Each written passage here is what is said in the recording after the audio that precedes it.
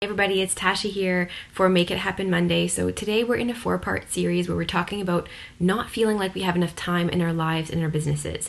And the tip is talking about systems. So systems stand for saving yourself some stress, time, energy, and money.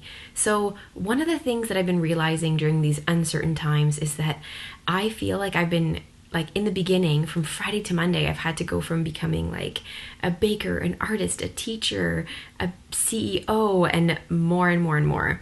And it was stressful in the beginning. So one of the things that I've implemented with my family is to have a block, a system to save myself some stress, time, and energy on the weekend, on Saturday mornings for 4 hours, where I can get a big bulk of the work that I have done. So look at your life in terms of implementing a system. A key of finding that out is, where are you feeling overwhelmed? Where are you feeling anxious? So here's another simple example. Feeling like you're doing groceries all the time. A system for that, so that's where you've got some stress. You're spending too much time going. There's some anxiety there because maybe you brought 2 kids and now one is crying and one peed their pants and whatever you've got going on. That means you need to implement a system there. So what that means is that you could say something like, okay, every Wednesday night I go and do groceries. Or nowadays, every Tuesday night, maybe I order them online and I pick them up the next day.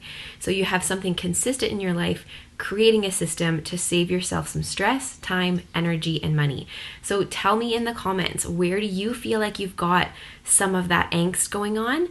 And what system do you feel like you could implement to create some consistency to, again, alleviate some of that anxiety, some of that stress, and bring some more time into your life? And if you want more tips like this, you can go to, I'm just trying to remember the link, bit.ly/bizmom productivity boost.